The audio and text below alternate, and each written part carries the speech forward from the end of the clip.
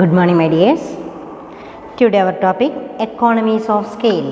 Economies of scale, that means it is a cost advantage.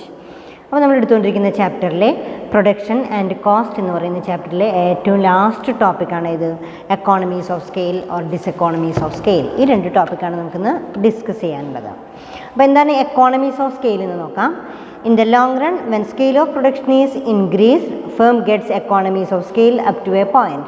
നമുക്കറിയാം ഒരു firm ഒരു product produce ചെയ്യുമ്പോൾ maximum large scale പ്രൊഡക്ഷനിലേക്ക് വരും തോറും അവരെ സംബന്ധിച്ചിടത്തോളം പ്രോഫിറ്റബിളായിട്ട് മാറും. അത് നമ്മളൊരു 10 യൂണിറ്റോ 15 യൂണിറ്റോ പ്രൊഡ്യൂസ് ചെയ്യുന്നിടത്തുനിന്ന് നമ്മളത് ഇൻക്രീസ് ചെയ്ത് വരും തോറും ഒരു വലിയ ലെവലിലേക്ക് എത്തുമ്പോഴേക്കും നമുക്ക് എന്ത് ചെയ്യും, ഒന്നുകൂടെ കോസ്റ്റ് എഫക്റ്റീവായിട്ട് മാറും. അപ്പോൾ അതാണ് ഉദ്ദേശിക്കുന്നത്. In the long run when scale of production is increased, long റണ്ണിൽ scale of production is increased, firm gets economies of scale up to a point. ഒരു ലെവൽ വരെ എക്കോണമീസ് ഓഫ് സ്കെയിൽ ആയിരിക്കും. The term economies simply refers to cost advantage.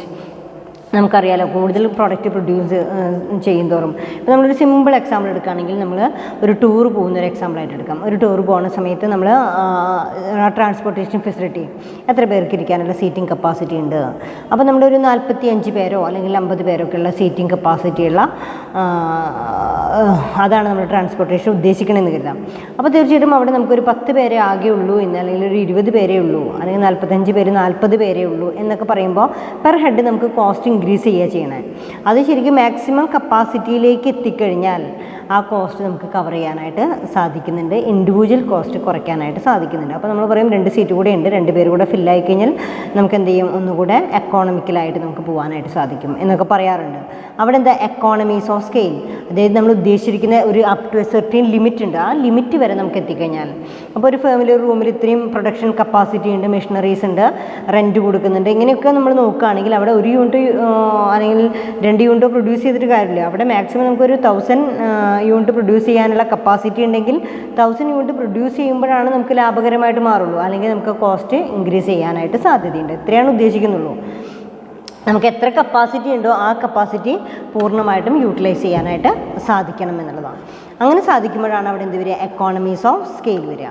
അപ്പോൾ അവിടെ in the long run when scale of production is increased, firm gets economies of scale up to a point. The term economies simply refers to cost advantage. അതിന് നമുക്ക് cost advantage എന്ന് പറയാം. Economies of scale are the advantages of large scale production. ഏറ്റവും കൂടുതൽ product produce ചെയ്യുമ്പോഴുണ്ടാകാവുന്ന large scale പ്രൊഡക്ഷൻ്റെ ബെനിഫിറ്റ്സിനെയാണ്, അഡ്വാൻറ്റേജസിനെയാണ് നമ്മൾ എന്ത് പറയുക, എക്കോണമീസ് ഓഫ് സ്കെയിൽ എന്ന് പറയാം. അപ്പോൾ ഇവിടെ economies of scale R the advantages of large scale production. Marshall has classified economies of scale into 2, internal economies and external economies. ഇത് രണ്ടായിട്ട് ക്ലാസിഫൈ ചെയ്യാം, internal economies and external economies. then അവിടെ what is meant by economies of scale നിങ്ങൾക്ക് മനസ്സിലായി. economies of scale, that means simply refers to cost advantage. That means the cost advantages of the large scale production. കൂടുതൽ product produce ചെയ്യുമ്പോഴുണ്ടാകാവുന്ന ബെനിഫിറ്റിനെയാണ് നമ്മളവിടെ economies of scale എന്ന് പറയുന്നത്. It may be classified into 2, internal economies and external economies. അപ്പോൾ എക്കോണമീസ് എന്ന് പറയുന്നത് ECONOMIES, എക്കോണമീസ് ഓഫ് സ്കെയിൽ. ആ സ്ഥാപനത്തിന് കിട്ടാവുന്ന കോസ്റ്റ് അഡ്വാൻറ്റേജ് 2 തരത്തിലാണ് നമ്മൾ ക്ലാസിഫൈ ചെയ്യുന്നത്. Then first one is internal economies and second one is external economies. Internal, സ്ഥാപനത്തിൻ്റെ ഉള്ളിൽ തന്നെ നിന്നുണ്ടാകാവുന്ന ബെനിഫിറ്റിനെയാണ് ഇൻറ്റേർണൽ എക്കോണമീസ് എന്ന് പറയുക. പുറത്തുനിന്നുള്ള എക്കോണമീസിനെയാണ് എക്സ്റ്റേണൽ എക്കോണമീസ് എന്ന് പറയുക. ഇൻറ്റേർണൽ എക്കോണമീസിലെ when a firm expands its size, scale of production, certain cost advantages accrue to the firm. These are called internal economies. അവിടെ പറയുന്നത് when a firm expands its size or scale of production, ആ ഫേമിൻ്റെ സൈസോ സ്കെയിലോ പ്രൊഡക്ഷനോ increase ചെയ്യുന്തോറും certain cost advantage accrue to the firm. അതായത് നമ്മൾ 10 യൂണിറ്റ് പ്രൊഡ്യൂസ് ചെയ്യുന്നിടത്ത് നമ്മളൊരു 50 യൂണിറ്റിൽ പ്രൊഡ്യൂസ് ചെയ്യാനായിട്ട് തുടങ്ങിക്കഴിഞ്ഞാൽ നമ്മുടെ ഓപ്പറേഷൻ അത് ലാർജ് സ്കെയിൽ ഓപ്പറേഷനിലേക്ക് നീങ്ങും തോറും ആ ഫേമിനെ സംബന്ധിച്ചിടത്തോളം അതൊരു കോസ്റ്റ് അഡ്വാൻറ്റേജസ് ആണ്. അപ്പോൾ when a firm expands its size or scale of production, certain cost advantage accrue to the firm. These are called internal economies. അങ്ങനെ സ്ഥാപനത്തിനുള്ളിൽ തന്നെ നിന്ന് കിട്ടുന്ന ബെനിഫിറ്റ്സിനെയാണ് ഇൻറ്റേർണൽ എക്കോണമീസ് എന്ന് പറയുന്നത്. These are available to a particular firm when it expands production. അതായത് production increase ചെയ്യുന്തോറും സ്ഥാപനത്തിൻ്റെ ഉള്ളിൽ തന്നെ കോസ്റ്റ് റിഡ്യൂസ് ചെയ്യാനുള്ള ഒരുപാട് ടെക്നിക്സ് അവൈലബിൾ ആണ്. That is called as internal economies. Internal economies are those economies advantage which arise within the firm. അപ്പോൾ തന്നെ ഇവിടെ ഇൻറ്റേർണൽ എക്കോണമീസ് എന്ന് പറയുന്നത് എന്താ? Internal economies are those economic advantage which arise within the firm when it expands its size or scale of production. In short, internal economies are those economies which are generated from within the firm as a consequence of its growth. Internal economies arise when a firm reduces cost and increases production.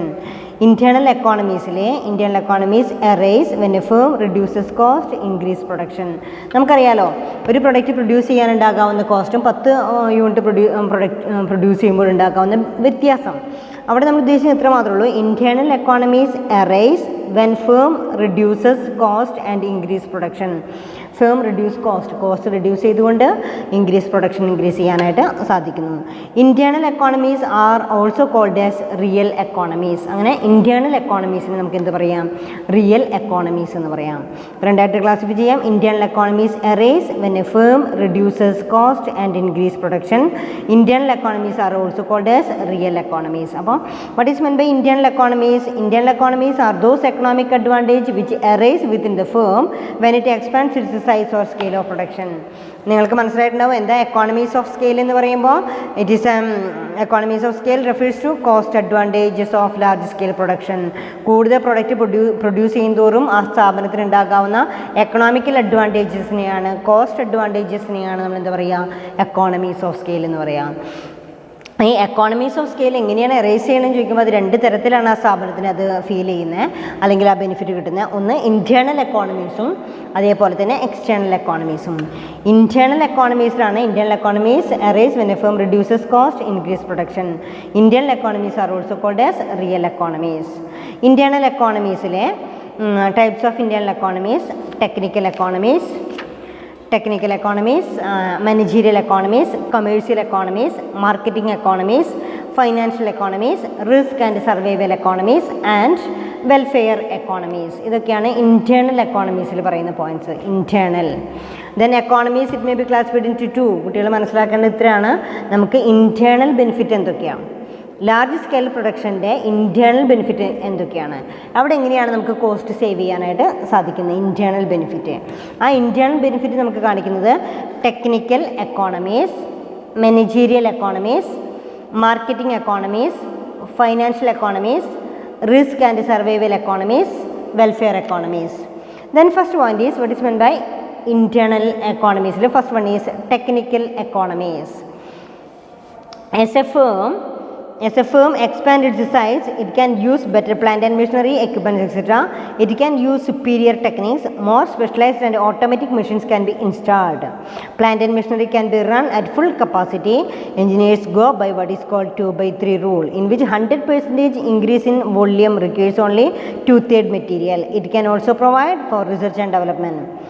Then it spends heavily on research and development. It brings out many innovative products. അവിടെ നമ്മളോട് first one പറയുന്നത് technological ബെനിഫിറ്റാണ്, technical economies ആണ്. അപ്പോൾ technical economies എന്ന് പറയുമ്പോൾ നമ്മൾ അതിനാവശ്യമായിട്ടുള്ള plant and machineries ഉണ്ട്. ഈ പ്ലാന്റ് ആൻഡ് മെഷീനറീസിൻ്റെ 100% കപ്പാസിറ്റീസും യൂട്ടിലൈസ് ചെയ്യാന്ന് പറയുമ്പോൾ ദെൻ അതൊരു കോസ്റ്റ് ബെനിഫിറ്റ് പ്രൊവൈഡ് ചെയ്യും. നിങ്ങളുടെ ബുക്കിൽ കൊടുത്തിട്ടുണ്ട്. Technical economies are the advantage arise out of the use of bigger and better technology. ഒരു പ്രോഡക്റ്റ് പ്രൊഡ്യൂസ് ചെയ്യാനായിട്ട് അതിനാവശ്യമായിട്ടുള്ള പ്ലാന്റ് ആൻഡ് മെഷീനറീസ്, എക്യുപ്മെൻറ്റ്സ് എല്ലാം ഉണ്ട്. ആ എക്യുപ്മെൻറ്റ്സിലൊക്കെ നമുക്കത് ഉപയോഗപ്പെടുത്തണമെങ്കിൽ നമുക്ക് 1000 യൂണിറ്റ് 10000 യൂണിറ്റ് ഒക്കെ പ്രൊഡ്യൂസ് ചെയ്യുമ്പോഴാണ് നമുക്ക് ലാഭകരമായിട്ട് മാറുക. അവിടെ നമ്മൾ 1-2 യൂണിറ്റ് പ്രൊഡ്യൂസ് ചെയ്ത് കഴിഞ്ഞാൽ നമുക്ക് ആ കോസ്റ്റ് തന്നെ മെയിൻറ്റെയിൻ ചെയ്യാനായിട്ട് സാധിക്കില്ല. അപ്പോൾ ശരിക്കും effective utilization of plant and machinery കണ്ടോ, അതെന്താ ലാർജ് സ്കെയിൽ പ്രൊഡക്ഷൻ വന്നു കഴിഞ്ഞാൽ ആ മെഷീനറിക്ക് കൊടുത്തിട്ടുള്ള പൈസയോ അല്ലെങ്കിൽ ആ മെഷീനറിയോ നമുക്ക് ഇഫക്റ്റീവായിട്ട് യൂട്ടിലൈസ് ചെയ്യാനായിട്ട് സാധിക്കുന്നു. അത് സ്ഥാപനത്തെ സംബന്ധിച്ചിടത്തോളം ഒരു എക്കോണമിക്കൽ ബെനിഫിറ്റ് കൊടുക്കുന്നുണ്ട്, അതായത് ഒരു കോസ്റ്റ് അഡ്വാൻറ്റേജസ് പ്രൊവൈഡ് ചെയ്യുന്നുണ്ട്. അപ്പോൾ technical economies are the advantages arising out of the use of bigger and better technology. വലിയ ടെക്നോളജീസ്, ബെറ്റർ ടെക്നോളജീസ് യൂസ് ചെയ്യുന്നതുകൊണ്ടുണ്ടാകാവുന്ന എക്കണോമിക്കൽ കോസ്റ്റ് അഡ്വാൻറ്റേജ് ആണ് അവിടെ ഉദ്ദേശിക്കുന്നത്. A large firm can avoid to use most modern technique of production, advanced plant and machinery and sophisticated and automated system reduce the cost of production. വളരെ advanced ആയിട്ടുള്ള systematic ആയിട്ടുള്ള plant and മെഷീനറീസിൻ്റെയൊക്കെ ഉപയോഗം എന്ന് പറയുന്നത് it reduce the cost of production, അത് cost of production കുറയ്ക്കാനായിട്ട് കാരണമാവുന്നു. Lower cost will enable the firm to reduce price, which in turn will further increase in demand. This will enable the firm to further scale up production and reap more advantages. അപ്പോൾ അതാണ് first point, technical economies. അപ്പോൾ എല്ലാവർക്കും clear ആയിട്ടുണ്ട് what is mean by technical economies. Then second point is managerial economies. Managerial economies. Then when a firm expands its business, it can employ highly skilled managerial experts to look after production, sales, accounts, etc. With the further growth, it is not necessary to increase the staff proportionately. To manage additional volume of output produced and marketed, an additional manager is not required. Thus, managerial cost is reduced when the scale of production increases. In addition to these, computer network, telex machines, fax machines, electronic mail services, etc. can use to save time, money and effort. അവിടെ managerial economies എന്ന് പറയുന്ന ടോപ്പിക്കാണ് second point. എങ്ങനെയാണ് managerial economies, അതായത് നമ്മൾ വളരെ skilled ആയിട്ടുള്ള വളരെ എഫിഷ്യൻ്റ് ആയിട്ടുള്ള മാനേജേഴ്സിനെല്ലാം അപ്പോയിൻറ്റ് ചെയ്യുന്നു. ദെൻ അതിനനുസരിച്ച് നമുക്ക് വളരെ വലിയൊരു സാലറി ഒക്കെ കൊടുക്കേണ്ടതായിട്ട് വരും. അപ്പം നമ്മൾ 100 യൂണിറ്റിൻ്റെ അടുത്ത് ഒരു 500 യൂണിറ്റ് പ്രൊഡ്യൂസ് ചെയ്ത് കഴിഞ്ഞാലും ഒരു അഡീഷണൽ മാനേജറിനൊന്നും നമ്മൾ അപ്പോയിൻറ്റ് ചെയ്യേണ്ട കാര്യമില്ല. അപ്പോൾ ഇത്രയും നമ്മൾ സാലറി പ്രൊവൈഡ് ചെയ്യുന്നുണ്ട്, ഇത്രയും കോസ്റ്റ് നമുക്കിവിടെ എക്സ്പെൻസ് ഉണ്ടാവുന്നുണ്ട്. ആ എക്സ്പെൻസ് നമുക്ക് മിനിമൈസ് ചെയ്യാനായിട്ട് വോള്യൂം ഓഫ് ഔട്ട്പുട്ട് ഇൻക്രീസ് ചെയ്ത് കഴിഞ്ഞാൽ ഇവിടെ കോസ്റ്റ് മിനിമൈസ് ചെയ്യാനായിട്ട് സാധിക്കും. 10 യൂണിറ്റ് പ്രൊഡ്യൂസ് ചെയ്യാൻ വേണ്ടിയിട്ടാണ് നമ്മൾ ഇത്രയും സാലറി കൊടുത്തിട്ട് ഒരു മാനേജറെ അപ്പോയിൻറ്റ് ചെയ്യുന്നതെങ്കിൽ അത് നമുക്ക് കോസ്റ്റ് ഇഫക്റ്റീവ് ആവില്ല. ആ 10 എന്നുള്ളത് ഒരു 10,000 യൂണിറ്റ് പ്രൊഡ്യൂസ് ചെയ്യുകയാണെന്നുണ്ടെങ്കിൽ അത് കോസ്റ്റ് ഇഫക്റ്റീവ് ആവും. അതാണ് മാനേജീരിയൽ അഡ്വാൻറ്റേജസ് എന്ന് പറയുന്നത്. അപ്പോൾ ലാർജ് സ്കെയിൽ പ്രൊഡക്ഷൻ ഉണ്ടായി കഴിഞ്ഞു കഴിഞ്ഞാൽ ഫേമിനെ സംബന്ധിച്ചിടത്തോളം അതൊരു it creates managerial economies. When a firm expands its business, it can employ highly skilled managerial experts to look after production, sales and sales accounts, etc. With a further volume of output produced and marketed, an additional manager is not required. Thus, managerial cost is reduced when the scale of production increases. In addition to these, computer network, telex machines, fax machines, electronic mail services, etc. can be used to save time, money and effort. ഇതാണ് managerial economies. Managerial എക്കോണമീസിൽ നമ്മൾ പറയാം small firms cannot attract superior management talent. വളരെ ചെറിയ സ്ഥാപനങ്ങളൊന്നും വളരെ ടാലൻറ്റുള്ള മാനേജേഴ്സിനെ appoint ചെയ്യുന്നില്ല. കാരണം എന്താ വെച്ചാൽ അത് കോസ്റ്റ് ഇഫക്റ്റീവ് ആവില്ല. There is no scope for modern management in small firms. അതുകൊണ്ട് തന്നെ മോഡേൺ മാനേജ്മെൻറ്റിൻ്റെ വിഷൻസ് ഒന്നും ചെറിയ ചെറിയ സ്ഥാപനങ്ങളിൽ നമുക്ക് അഫോർഡബിൾ അല്ല. But large firms can scope for modern management. There is all field of activity like production, marketing, sales, accounts, finance, HRM, etc. Experts specialists in these areas will bring superior skills. These advantages arising out of the better management are called as managerial economies. അപ്പോൾ ശരിയായിട്ടുള്ള രീതിയിൽ വളരെ effective ആയിട്ടുള്ള വളരെ efficient ആയിട്ടുള്ള മാനേജേഴ്സിനെ appoint ചെയ്ത് കഴിഞ്ഞാൽ അത് large scale operation, large scale production നടക്കുന്ന സ്ഥാപനങ്ങളിലാണ് നമ്മൾ സാധാരണ ഇത്രയും വലിയ മാനേജേഴ്സിനൊക്കെ അപ്പോയിൻറ്റ് ചെയ്യുള്ളൂ. മോഡേൺ മാനേജ്മെൻറ്റ് പ്രിൻസിപ്പിൾസൊക്കെ അവിടെയാണ് അപ്ലൈ ചെയ്യാനായിട്ട് സാധിക്കുക. അതാണ് കോസ്റ്റ് ഇഫക്റ്റീവ് ആവുക. ഇവിടെ നമ്മൾ പറയുന്നത് നമുക്ക് എപ്പോഴാണോ ലാഭകരമാവുന്നത് അതാണ് കോസ്റ്റ് ഇഫക്റ്റീവ് എന്ന് പറയുന്നത്. അതിനെയാണ് കോസ്റ്റ് അഡ്വാൻറ്റേജ് എന്ന് പറയുന്നത്. അപ്പോൾ ടെക്നിക്കൽ എക്കോണമീസിൽ പ്ലാന്റ് ആൻഡ് മെഷീനറീസ് ഒക്കെ വാങ്ങിച്ചു കഴിഞ്ഞാൽ അത് ഇഫക്റ്റീവ് യൂട്ടിലൈസ് ചെയ്യണം. ഇഫക്റ്റീവായിട്ട് യൂട്ടിലൈസ് ചെയ്ത് കഴിഞ്ഞാൽ ദെൻ അതിൻ്റെ കോസ്റ്റ് നമുക്ക് കോസ്റ്റ് ബെനിഫിറ്റ് കിട്ടും. ആ കോസ്റ്റ് ബെനിഫിറ്റ് കിട്ടണമെങ്കിൽ ലാർജ് സ്കെയിൽ പ്രൊഡക്ഷൻ വരണം. അപ്പോൾ ഇവിടെ എക്കോണമീസ് എന്ന് പറയുന്നത് it is a cost advantages of large scale production. Large scale production നടത്തുന്നതിൻ്റെ കോസ്റ്റ് അഡ്വാൻറ്റേജസിനെയാണ് നമ്മൾ എക്കോണമീസ് ഓഫ് സ്കെയിൽ എന്ന് പറയുന്നത്. ഓക്കെ.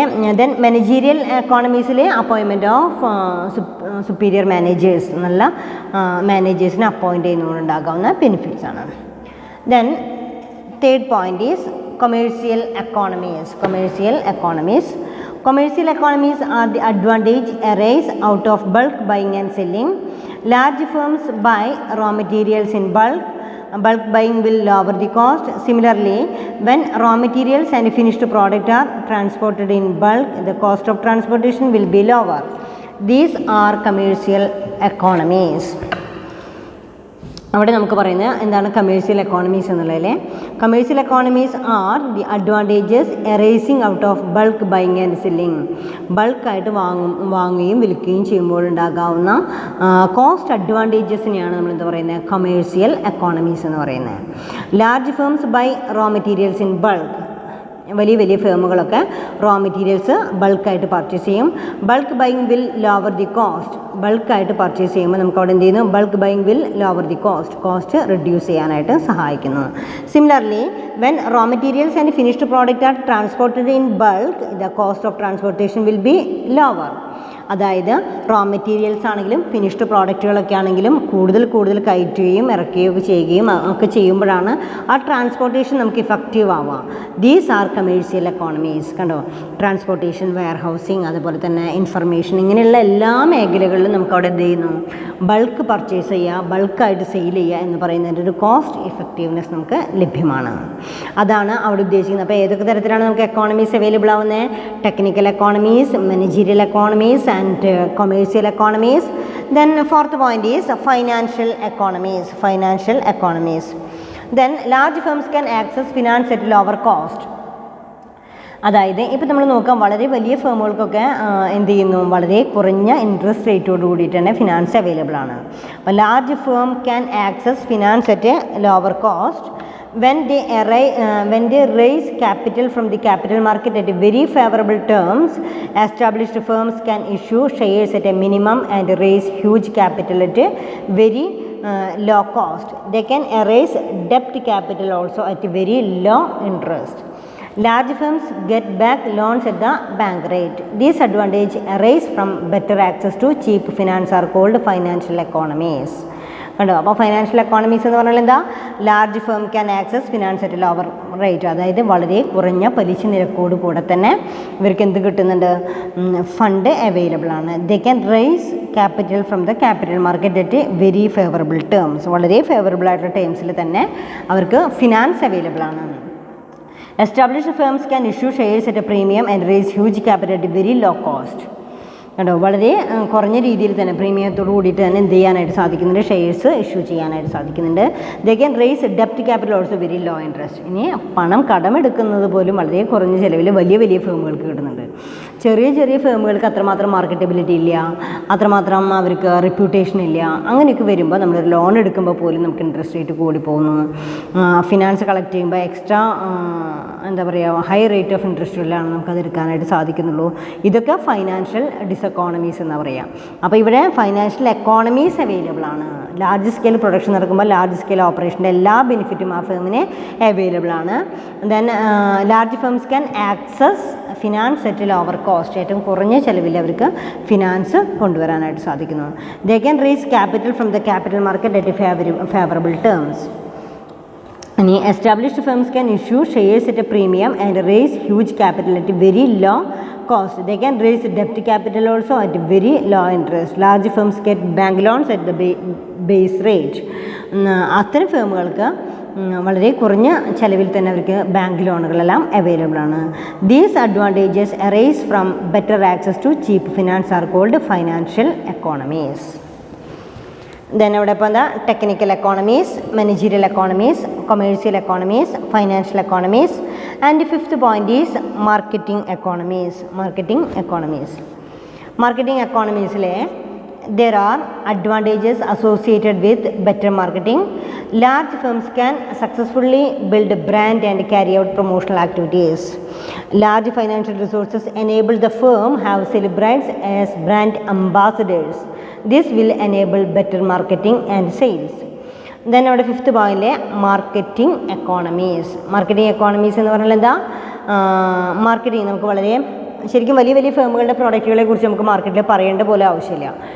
ഏറ്റവും ചെറിയ കുട്ടികൾക്ക് പോലും അതിൻ്റെ ബ്രാൻഡ് നെയിമിൽ തന്നെ നമുക്ക് ആ പ്രൊഡക്റ്റിനെ ഐഡൻറ്റിഫൈ ചെയ്യാനായിട്ട് സാധിക്കുന്നുണ്ട്. അതെന്താണ്? ഒരു തരത്തിലല്ലെങ്കിൽ മറ്റൊരു തരത്തിൽ വിൽക്കാനുള്ള പ്രയാസങ്ങളൊന്നും ഇല്ലാതെ തന്നെ ഈസി ആയിട്ട് വിറ്റഴിക്കാനായിട്ട് സാധിക്കുന്നു. There are advantages associated with better marketing. Large firms can successfully build brand and carry out promotional activities. Then large financial resources enable the firm have celebrities and brand ambassadors. This will enable better marketing and sales. നമുക്ക് കടയിലൊക്കെ പോയി കഴിഞ്ഞാൽ നമുക്ക് വളരെ വലിയ ഫേമുകളുടെയൊക്കെ പ്രോഡക്റ്റുകൾ നമ്മൾ ഉപയോഗിക്കുന്ന എല്ലാം, ഇപ്പോൾ നമ്മൾ ചായല, റെഡ് ലേബൽ അല്ലെങ്കിൽ AVT, കണ്ണൻ ദേവൻ എന്നൊക്കെ പറയുമ്പോഴേക്കും വളരെ പെട്ടെന്ന് തന്നെ നമുക്കത് ഐഡൻറ്റിഫൈ ചെയ്യാനായിട്ട് സാധിക്കുന്നുണ്ട്. യാതൊരു ബുദ്ധിമുട്ടില്ലാതെ തന്നെ നമുക്കത് എന്താ പറയുക, വിൽക്കാനോ അല്ലെങ്കിൽ എല്ലാത്തിനും നമുക്ക് ഈസിയായിട്ട്. അപ്പോൾ മാർക്കറ്റിംഗ് വളരെ ഈസിയാണ് അല്ലെ. ഓരോ പ്രോഡക്റ്റുകളും അതുപോലെ നമ്മൾ എടുക്കുമ്പോൾ അതിൻ്റെ ബ്രാൻഡ് നെയിം വളരെ പോപ്പുലറൈസ് ചെയ്യുന്നുണ്ടെങ്കിൽ ലാർജ് സ്കെയിൽ പ്രൊഡക്ഷൻ്റെ ബെനിഫിറ്റ് അതിനുണ്ടെന്ന് വെച്ച് കഴിഞ്ഞാൽ മാർക്കറ്റിംഗ് എക്കോണമീസ്, നമുക്കൊരു ബുദ്ധിമുട്ടില്ലാതെ ആ പ്രൊഡക്റ്റ് വിറ്റഴിക്കാനായിട്ട് സാധിക്കും. അതല്ലെങ്കിൽ നമ്മൾ എത്രമാത്രം എഫർട്ട് എടുത്തിട്ട് വേണം, അല്ലെങ്കിൽ എത്രമാത്രം കോസ്റ്റ് അതിൻ്റെ കൂടെ അഡീഷണൽ കോസ്റ്റ് കൂടെ ആഡ് ചെയ്തുകൊണ്ട് മാത്രമേ ആ പ്രൊഡക്റ്റ് വിറ്റഴിക്കാനായിട്ട് സാധിക്കുള്ളൂ. അപ്പോൾ തന്നെ അവിടെ എന്ത് കിട്ടുന്നുണ്ട്? Marketing economies, marketing benefits available ആണ്. Then next point is risk economies. Small firms which are mostly single product firm put all their eggs in one basket.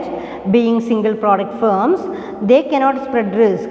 On the other hand, large firms can diversify into many areas and they spread risk. The advantage arising out of spreading risk are called risk economies. Then അവിടെ risk economies വരുന്നുണ്ട്. Risk എക്കോണമീസിലെ small firms which are mostly single product firms put all their egg in one basket. Risk economies എന്ന് പറയുമ്പോൾ then being single product firms, they cannot spread risk. On the other hand, large firms can diversify into many areas, can spread risk. The advantages arising out of the spreading risk are called risk economies. അവിടെ risk economies എന്ന് പറയുമ്പോൾ large scale production അല്ലെങ്കിൽ large scale business ഓപ്പറേഷനൊക്കെ സംബന്ധിച്ചിടത്തോളം ഏതെങ്കിലും ഒരു പ്രോഡക്റ്റിൽ, ഇപ്പോൾ സോപ്പുകൾ തന്നെ different ആയിട്ടുള്ള, ഇപ്പോൾ ഹിമാലയ, ദെൻ അവരുടെ തന്നെ ഡിഫറെൻറ്റ് പ്രോഡക്റ്റുകളുണ്ട്.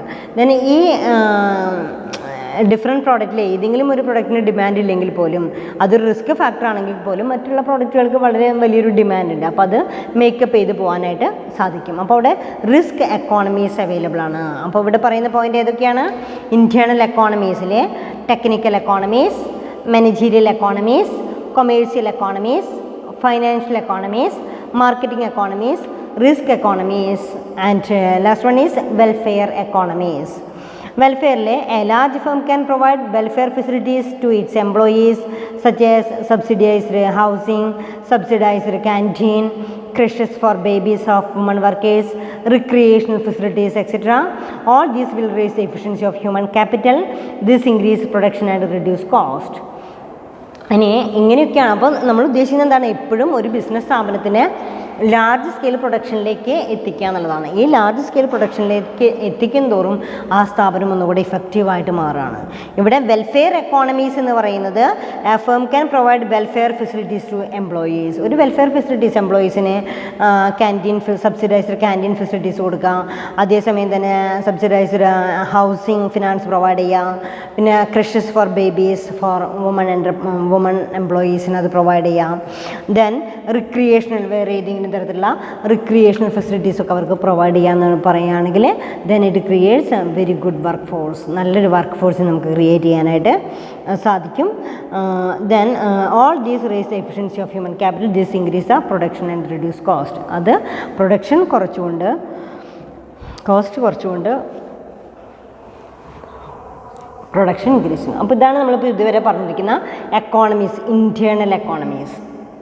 ഒരു സ്ഥാപനത്തിൽ കൂടുതലായിട്ട് നമ്മൾ പ്രൊഡക്റ്റ് പ്രൊഡ്യൂസ് ചെയ്യുമ്പോൾ സ്ഥാപനത്തിന് ഉള്ളിൽ നിന്ന് തന്നെ കിട്ടുന്ന കോസ്റ്റ് അഡ്വാൻറ്റേജ്, ടെക്നിക്കൽ മെഷീനറീസിൻ്റെ technical advantage, effective working of managers, managerial advantage കണ്ടോ, പിന്നെ technical advantage, managerial advantage, then commercial bulk പ്രൊഡക്ഷൻ്റെ ട്രാൻസ്പോർട്ടേഷനും എല്ലാം managerial, then commercial economies, marketing economies, sales promotion, brand ambassadors ഒക്കെ ആലോചിക്കുക, financial economies, low cost finance available ആണ്, risk and survival and welfare economies. Then next topic is external economies ആണ്. External economies എന്ന് പറയുമ്പോൾ നമ്മൾ പറയുന്നത് എക്സ്റ്റേണൽ എക്കോണമീസ്. ഇത് കൂടാതെ ഇപ്പോൾ ഇൻറ്റേർണലായിട്ട് കിട്ടുന്ന കാര്യങ്ങളാണ്, ഇൻറ്റേർണലായിട്ട് കിട്ടുന്ന കോസ്റ്റ് അഡ്വാൻറ്റേജസ് ആണ്. ഇനി നമ്മൾ സ്ഥാപനം വിട്ട് പുറത്തേക്ക് ഇറങ്ങിക്കഴിഞ്ഞാലും ഈ സ്ഥാപനത്തിന് ഒരുപാട് അഡ്വാൻറ്റേജസ് ഉണ്ട്. ലാർജ് സ്കെയിൽ പ്രൊഡക്ഷനുള്ള വെൽ റിപ്യൂട്ടഡ് ഫേംസ് ആണ്. ദെൻ അവിടെ എക്സ്റ്റേണൽ എക്കോണമീസിൽ when many firms expand a particular area each firm get a number of advantage. These are known as external economies. ഒരുപാട് external economies തന്നെ available ആവും. These are enjoyed by all firms in common due to expansion of the industry. Thus, external economies are those economies which are available to all firms in the industry when the industry expands. In short, external economies are those economies which arises as a consequence of concentration and the growth of industry within an area. External economies are also called as pecuniary economies. Then pecuniary economies എന്നുള്ള പേരിലാണ് അറിയപ്പെടുക. അതായത് financial economies.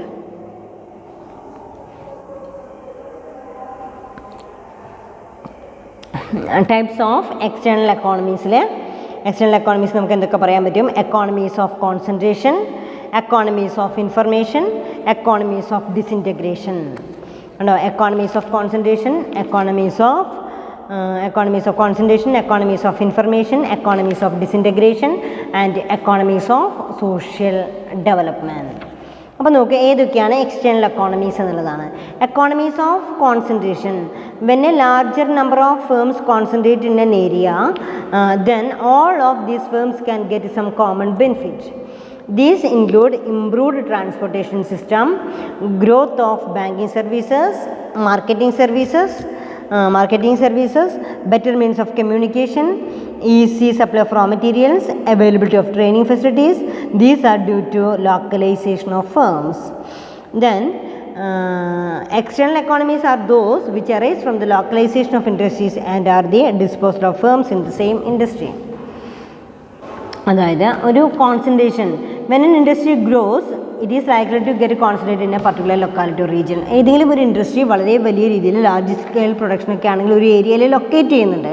This is also known as localisation of industry. ഒരു business firm, വളരെ വലിയൊരു business firm ആ ഏരിയയിൽ വന്നു കഴിഞ്ഞാൽ തന്നെ വളരെ വലിയൊരു ഡെവലപ്മെൻറ്റ് ഉണ്ടാവും. This concentration gives rise to some advantage. Localisation leads to development of infrastructure in the locality, better road, improved water facilities, better banking facilities, communication facilities etcetera become available. All firms in the industry reap the benefit of these improved facilities. അവിടെ പറയുന്നത് ഒരു large scale ഓപ്പറേഷനോട് കൂടിയിട്ടുള്ള ഒരു business സ്ഥാപനം അവിടെ ആരംഭിക്കുകയാണെന്നുണ്ടെങ്കിൽ ചില ഒരു local ഏരിയയിൽ കോൺസെൻട്രേറ്റ് ചെയ്യുക, അതാണ് കോൺസെൻട്രേഷൻ എന്ന് പറയുന്നത്. എക്കോണമീസ് ഓഫ് കോൺസെൻട്രേഷൻ, ഒരു ഏരിയയിൽ കോൺസെൻട്രേറ്റ് ചെയ്ത് കഴിഞ്ഞാൽ തീർച്ചയായിട്ടും എന്താ പറയുക, ഇപ്പം നമ്മൾ ഇൻഫോസിസ്, വിപ്രോ അല്ലെങ്കിൽ ഒരുപാട് തൊഴിൽ കൊടുക്കുന്ന ഒരുപാട് സ്ഥാപനങ്ങളുണ്ട്, ചില ഇൻഡസ്ട്രീസ് ഉണ്ട്, ചിലപ്പോൾ അപ്പോളോ ടയേഴ്സ് അങ്ങനെയൊക്കെ പറയുമ്പോൾ ചിലപ്പോൾ ചില എഡ്യൂക്കേഷൻ സ്ഥാപനങ്ങളൊക്കെ ഒരു ഭാഗത്ത് വരികയാണെന്നുണ്ടെങ്കിൽ ഒരു ലോക്കലൈസ്ഡ് ഏരിയയിൽ വന്നു കഴിഞ്ഞാൽ തീർച്ചയായിട്ടും അവിടെ ഒരുപാട് ആളുകൾ വരുന്നുണ്ടായിരിക്കാം, അവിടെ പ്രൊഡക്ഷൻ കൂടുന്നുണ്ട്, സെയിൽ വർദ്ധിക്കുന്നുണ്ട്. ദെൻ അവിടേക്ക് വരുന്ന ട്രാൻസ്പോർട്ടേഷൻ ഒന്നുകൂടെ നന്നാവും, പിന്നെ ഒരുപാട് പേർക്ക് ജോലി സാധ്യതകൾ അവിടെ കിട്ടുകയാണ്. അവിടുത്തെ അടിസ്ഥാന വാട്ടർ ഫെസിലിറ്റീസ് ഡെവലപ്പ് ചെയ്യും, ട്രാൻസ്പോർട്ടേഷൻ ഫെസിലിറ്റീസ് ഡെവലപ്പ് ചെയ്യും, റോഡ്, ദെൻ ട്രാൻസ്പോർട്ടേഷൻ ഫെസിലിറ്റീസ് എല്ലാം തന്നെ ആ മേഖലയിൽ ഡെവലപ്പ് ചെയ്യും. ചെറിയ ചെറിയ ഷോപ്പുകൾ, ബാങ്കിങ് ഫെസിലിറ്റീസ് എല്ലാം അതിനോട് ചുറ്റിപ്പറ്റി ഡെവലപ്പ് ചെയ്യാനായിട്ട് തുടങ്ങും. അപ്പോൾ അവിടെ പറയുന്നത് എന്താണ്? അവിടെ എക്കോണമീസ് ഓഫ് കോൺസെൻട്രേഷൻ, ഒരു ഏരിയയിൽ ലോക്കലൈസ് ചെയ്തിട്ടുള്ളൊരു ഏരിയയിൽ ഒരു ബിസിനസ് സ്ഥാപനം വളരെ വലിയ രീതിയിൽ പച്ചപിടിച്ച് കഴിഞ്ഞാൽ അതിന് ചുറ്റുപാടും അത് ഡെവലപ്പ് ചെയ്യാനായിട്ട് കാരണമാവുന്നു. Then it gets economies of concentration. അങ്ങനെയാണെങ്കിൽ വളരെ ഇനിയിപ്പോൾ അവിടേക്കുള്ള റോഡ് ശരിയാക്കി, അപ്പോൾ തന്നെ അവിടെ വാഹനങ്ങളൊക്കെ പോകാനായിട്ട് സാധിക്കും, അവിടേക്ക് ബസ്സുകളുടെ സർവീസസൊക്കെ തുടങ്ങി, ഇങ്ങനെ പതിയെ അവിടെ ഇങ്ങനെ ഡെവലപ്പ് ചെയ്യാനായിട്ട് തുടങ്ങും. അതാണ് economies of concentration. Then next one is economies of information ആണ് നെക്സ്റ്റ് പോയിന്റിലെ. എക്കോണമീസ് ഓഫ് ഇൻഫർമേഷനിലെ information is an important of business. Information regarding the availability and price of raw materials, future demand conditions, trends in product development, innovations etcetera are crucial in business success. It is not easy and viable for each firm to do research and gather information. But if firms come together, they can gather information and do research collectively. There are many instances where firms do collective research, gather information and publish them in industrial journals. These advantages arising out of this collective information gathering are known as economies of information. അവിടെ ഇങ്ങനെയാണെങ്കിൽ ഇപ്പോൾ economies of information regarding the availability of raw material, future demand condition, trend in product development, innovations are crucial in business success. ഇതൊക്കെ വളരെ important ആണ്. It is not easy and viable for each firm to do research and gather information. ഇത് എല്ലായ്പ്പോഴും നമുക്ക് research നടത്തിക്കൊണ്ട് കണ്ടുപിടിക്കുക എന്ന് പറയുന്നത് ബുദ്ധിമുട്ടാണ്. ബട്ട് ഈ firms have collect they can gather information to do research collectively. They are many instance when firms to do research gather information and publish them in the industrial journal. The advantage arising out of the collective information gathering is known as economies of information. ഒരു large scale business ആരംഭിച്ചു കഴിഞ്ഞാൽ ഇതുമായി ബന്ധപ്പെട്ട് കൊണ്ടുള്ള ചില questions, അതായത് price of raw materials, future demand condition, trend in product development, innovations etcetera, ഇതുമായി ബന്ധപ്പെട്ടുകൊണ്ടുള്ള എല്ലാത്തിനും അവിടെ എന്താണ് ഒരു ആൻസർ അവിടെ അവൈലബിൾ ആവാണ്. എക്കോണമീസ് ഓഫ് ഇൻഫർമേഷൻ അവൈലബിൾ ആവാണ്. അപ്പോൾ there are many instance when firms do collective research, gather information and publish them in the industry and journals. The advantage arising out of this collective information gathering are known as economies of information. The next one is economies of disintegration. Then disintegration means splitting up in modern production process are split up and some processes are entrusted to others. This outsourcing of some production process involves advantages. For example, companies manufacturing trucks manufactures only the main equipment. The chassis can be converted into trucks, buses, cold storage vans, ambulances, etc. This is done by firms doing the bodybuilding firms, thus scattered to many truck manufacturers. These are economic flowing from disintegration of work. അതായത് ഈ disintegration എന്ന് പറയുമ്പോൾ split up, disintegration means splitting up എന്നുള്ളതാണ്.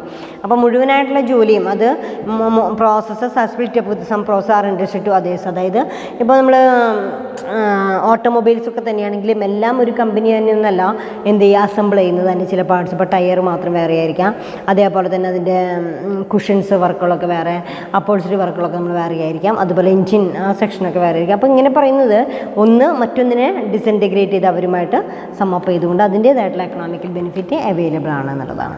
അപ്പോൾ external economies then അവിടെ economies of കോൺസെൻട്രേഷനിലൂടെയും economies of ഇൻഫർമേഷനിലൂടെയും economies of ഡിസിൻറ്റഗ്രേഷനിലൂടെയൊക്കെ അവൈലബിൾ ആണ്.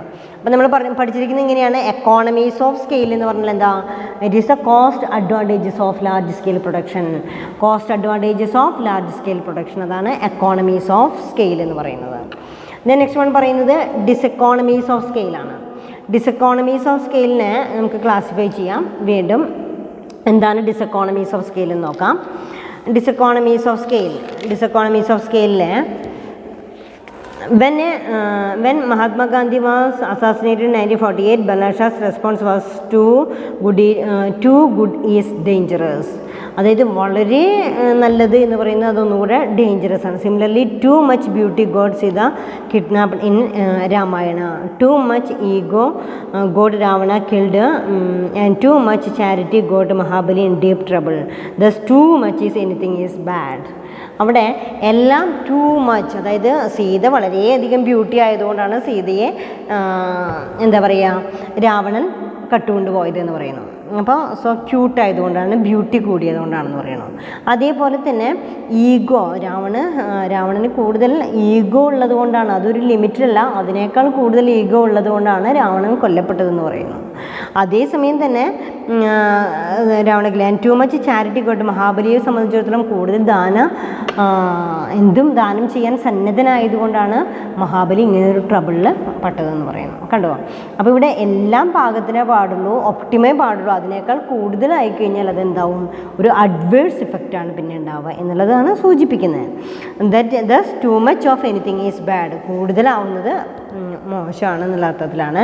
When a firm continues to expand beyond a certain limit, economies of scale disappear and diseconomies of scale will begin to arise. അതായത് ഇങ്ങനെയാണ് സംഭവിക്കുന്നത് വെച്ചാൽ നമുക്കൊരു 10,000 യൂണിറ്റ് പ്രൊഡ്യൂസ് ചെയ്യാനുള്ള കപ്പാസിറ്റി ഉള്ളൂ വെച്ചാൽ അതിൽ കൂടുതൽ 15,000-ലേക്കോ 20,000-ലേക്കോ നമ്മൾ കടന്നു കഴിഞ്ഞാൽ പിന്നെ അതുകൊണ്ട് നമുക്ക് ലാഭമില്ലാത്ത അവസ്ഥയിലേക്ക് അത് പോകും. ദെൻ അങ്ങനെയാണെങ്കിൽ economies of scale disappears and diseconomies of scale appears. അങ്ങനെ കൂടുന്തോറും കൂടുതൽ പ്രൊഡ്യൂസ് ചെയ്യാൻ തുടങ്ങും തോറും അതിൻ്റെ അപ്പുറത്തേക്ക് വരികയാണെങ്കിൽ അത് ഡിസെക്കോണമീസ് ഓഫ് സ്കെയിലിലേക്ക് മാറും. Diseconomies of scale may be 2 types, internal diseconomies and external diseconomies. അവിടെ നമുക്ക് ഇൻറ്റേർണലും എക്സ്റ്റേണലുമായിട്ട് ക്ലാസിഫൈ ചെയ്യുന്നുണ്ട്. ഇൻറ്റേർണലിലെ managerial diseconomies, technical diseconomies, financial diseconomies, risk and survival economies. ഇതെല്ലാം കൂടെ ഒന്നിച്ചെഴുതുന്നതിലും ബുദ്ധിമുട്ടൊന്നുമില്ല കേട്ടോ. അങ്ങനെയും പറയാം. പിന്നെ അതേപോലെ തന്നെ എക്സ്റ്റേണലിൽ പറയുകയാണെങ്കിൽ ദെൻ അവിടെ transportation diseconomies, commercial diseconomies, financial diseconomies, marketing diseconomies, social diseconomies etcetera അങ്ങനെയും പറയാം. അപ്പോൾ നമുക്ക് types of internal diseconomies, types of Indian എങ്ങനെയാണ് ഈ കൂടുതൽ പ്രൊഡ്യൂസ് ചെയ്യുന്നതോറും സ്ഥാപനത്തിന് ഉണ്ടാകാവുന്ന diseconomies. Managerial diseconomies. When a firm is expended too much, managerial problem increases, managerial efficiency declines, management may not overloaded with decision, hence there may be delay in decision making. Another problem is red tapeism. When a firm grows too much, coordination, supervisors and control become difficult. There is no personal contact between management and workers. This is result in labor troubles. അത് managerial ഡിസെക്കോണമീസ് എന്ന് പറയുമ്പോൾ ഒരു large scale പ്രൊഡക്ഷനിൽ കൂടുതലായിട്ട് produce ചെയ്യാൻ തുടങ്ങിക്കഴിഞ്ഞ് കഴിഞ്ഞാൽ മാനേജേഴ്സും കൂടുതലായിട്ട് BC ആയിരിക്കും. അതേസമയം തന്നെ ഒരുപാട് പ്രോബ്ലംസ് അറേസ് ചെയ്യാനായിട്ട് തുടങ്ങും. ലേബേഴ്സുമായിട്ടുള്ള ഇൻട്രാക്ഷൻസ് കുറയും. ഇതൊക്കെ കൂടുതൽ യുദ്ധങ്ങളൊക്കെ ഉണ്ടാവാനായിട്ട്, സംഘർഷങ്ങളൊക്കെ ഉണ്ടാവാനായിട്ട് സാധ്യതയായിട്ട് വരും. അപ്പോൾ മാനേജീരിയൽ ഡിസെക്കോണമീസ് വരും. ടെക്നിക്കൽ ഡിസെക്കോണമീസ് എന്ന് പറയുമ്പോൾ കൂടുതൽ പ്രൊഡ്യൂസ് ചെയ്യുന്ന, മാക്സിമം പ്രൊഡ്യൂസ് ചെയ്തു അതിൽ കൂടുതൽ പ്രൊഡ്യൂസ് ചെയ്യാൻ തുടങ്ങി കഴിഞ്ഞാൽ മെഷീനറീസ് ഒക്കെ ബ്രേക്ക് ഡൗൺ ആവും. വീണ്ടും അവിടെ മെക്കാനിക്കിനെ വിളിച്ചത് കംപ്ലൈൻ്റ് ഒക്കെ തീർത്ത് വീണ്ടും ശരിയാക്കി വെക്കേണ്ടതായിട്ട് വരും. അവിടെ there are more chances for accidents and break down of machinery. Hence cost of maintenance will be high. All these will increase cost of production. ഇതെല്ലാം കോസ്റ്റ് ഓഫ് പ്രൊഡക്ഷൻ ഇൻക്രീസ് ചെയ്യാനായിട്ട് കാരണമാകുന്നു. Then third one is financial diseconomies. For expansion, large amount of funds are required. When a firm borrows too much, it has to pay heavy interest. Further, the number of curbs and being imposed on large borrowers. This causes trouble in the proper functioning of the firm. Again, there are more chance for mismanagement of fund. ഫിനാൻസിൻ്റെ കേസിലാണെങ്കിൽ large amount of funds are when firm borrows too much it has pay heavy interest. അതായത് firm develop ചെയ്യുന്നതോറും കൂടുതൽ finance കടമെടുക്കേണ്ടതായിട്ട് വരും. അതേപോലെ തന്നെ for the number of curbs they are being imposed on large borrowers. These cause trouble in proper functioning of the firm. Again there are more chances for mismanagement of funds. The next one is risk and survival of ഡിസെക്കോണമീസ്. പിന്നെ നോക്കാവുന്ന ഇതെല്ലാം ഡിസെക്കോണമീസാണ്. കൂടുതൽ produce ചെയ്യുന്ന machinery കേടുവരിക. അതുപോലെ തന്നെ മാനേജ്മെൻറ്റിനെ സംബന്ധിച്ചിടത്തോളം മാനേജ്മെൻറ്റിന് പൂർണ്ണമായിട്ട് നോക്കിയെത്താനായിട്ട് സാധിക്കാതിരിക്കുക. മാനേജേഴ്സും എംപ്ലോയീസും തമ്മിൽ വളരെ വലിയൊരു അകലം വരിക. ഇതൊക്കെ അതിന് അഗെയിൻസ്റ്റ് ആണ്. റിസ്ക് എന്ന് പറയുമ്പോൾ as a capital investment increases, risk also increases. Risk like strike, lockout, lay off more in case of large establishment. Making by top management may adversely affect the performances of the firm. This result in loss. Thus, large-scale businesses are more risky than small-scale businesses. Large-scale business എന്തായാലും risk ആണ് rather than small-scale businesses. അതിനേക്കാളും risk ആയിരിക്കും. Then next one is external diseconomies.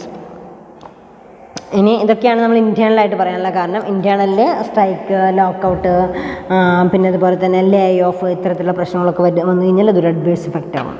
ഇനി external over expansion of industry in A particular area brings certain external diseconomies. These diseconomies are suffered by all the firms in an industry. Thus, external diseconomies are those advantages which are suffered by all the firms in an industry when the industry expands in a particular area.